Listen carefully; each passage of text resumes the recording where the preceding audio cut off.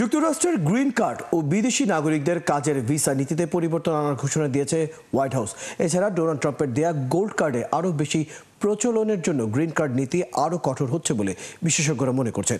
এ নিয়ে উদ্বেগে আছেন যুক্তরাষ্ট্রে বসবাসরত বাংলাদেশি অভিবাসীরা। বিস্তারিত জানাচ্ছেন যুক্তরাষ্ট্র প্রতিনিধি তফাজ্জল লিটন। যুক্তরাষ্ট্রে স্থায়ীভাবে বসবাসের জন্য গ্রিন কার্ড এবং বিদেশি নাগরিকদের কাজ করার H-1B ভিসা ক্যাটাগরিতে ব্যাপক পরিবর্তন আসবে বলে ফক্স নিউজের এক সাক্ষাৎকারে বলেছেন ট্রাম্প প্রশাসনের কমার্স সেক্রেটারি হাওয়ার্ড লুটকিন। যুক্তরাষ্ট্র পারিবারিক, লটারি, ব্যবসায়িক এবং বিশেষভাবে পারদর্শী পেশাদার ব্যক্তি এবং নিপীড়িত বঞ্চিত আশ্রয়প্রার্থী মানুষকে নানান ক্যাটাগরিতে বিশ্বের বিভিন্ন দেশের নাগরিককে গ্রিন কার্ড প্রদান করে।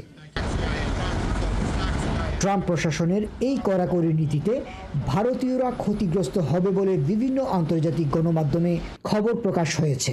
অনেকটা বিভ্রান্তিতে আছেন যুক্তরাষ্ট্রের বাংলাদেশি অভিবাসীরা। আইনজীবীরা মনে করেন পারিবারিক, চাকরি বা লটারির ভিত্তিতে গ্রিন কার্ড দেওয়ার নীতিতে যে পরিবর্তন আসবে তাতে বাংলাদেশিরা খুব বেশি ক্ষতিগ্রস্ত হবেন না, যদিও ট্রাম্প প্রশাসন মেধাভিত্তিক ব্যবস্থার দিকেও যেতে পারে।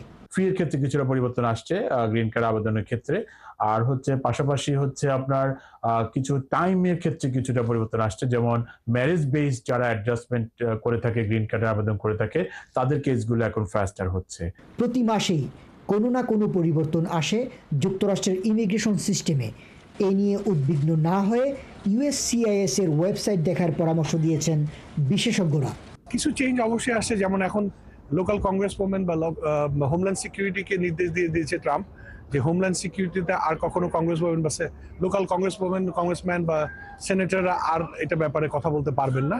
অভিবাসন বিষয়ে ভয় না পেয়ে ঠিকঠাক তথ্য দিয়ে পারস্পরিক সহযোগিতায় এগিয়ে আসার আহ্বান জানিয়েছেন যুক্তরাষ্ট্রের বাংলাদেশি অভিবাসীরা। তফাজ্জল লিটন, ৭১, নিউ ইয়র্ক, যুক্তরাষ্ট্র।